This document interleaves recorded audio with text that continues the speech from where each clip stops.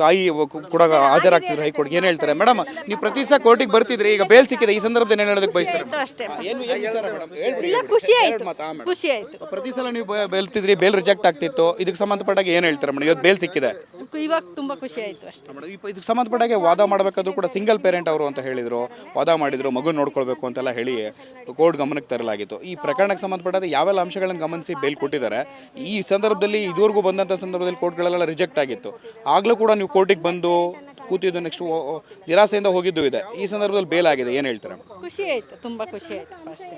ಮತ್ತೆ ಯಾವತ್ತು ಬರ್ತಾರೆ ಅಂತ ಏನಾದ್ರು ಹೇಳಿದ್ರೆ ವಕೀಲರು ಹೊರಗಡೆ ಯಾವಾಗ ಬರ್ತಾರೆ? ಇವಾಗ ಹೇಳ್ತಾರೆ.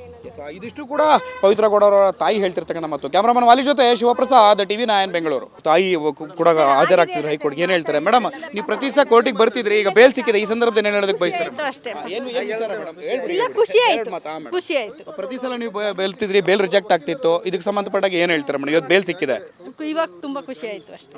ಇದಕ್ಕೆ ಸಂಬಂಧಪಟ್ಟಾಗೆ ವಾದ ಮಾಡಬೇಕಾದ್ರೂ ಕೂಡ ಸಿಂಗಲ್ ಪೇರೆಂಟ್ ಅವರು ಅಂತ ಹೇಳಿದ್ರು, ವಾದ ಮಾಡಿದ್ರು, ಮಗು ನೋಡ್ಕೊಳ್ಬೇಕು ಅಂತೆಲ್ಲ ಹೇಳಿ ಕೋರ್ಟ್ ಗಮನಕ್ಕೆ ತರಲಾಗಿತ್ತು. ಈ ಪ್ರಕರಣಕ್ಕೆ ಸಂಬಂಧಪಟ್ಟಾಗ ಯಾವೆಲ್ಲ ಅಂಶಗಳನ್ನು ಗಮನಿಸಿ ಬೇಲ್ ಕೊಟ್ಟಿದ್ದಾರೆ?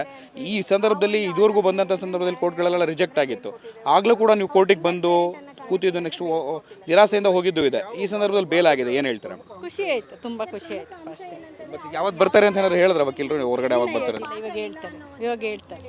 ಇದಿಷ್ಟು ಕೂಡ ಪವಿತ್ರ ಗೌಡ ಅವರ ತಾಯಿ ಹೇಳ್ತಿರ್ತಕ್ಕಂಥ ಮತ್ತು ಕ್ಯಾಮರಾಮನ್ ವಾಲಿ ಜೊತೆ ಶಿವಪ್ರಸಾದ್, TV9 ಬೆಂಗಳೂರು.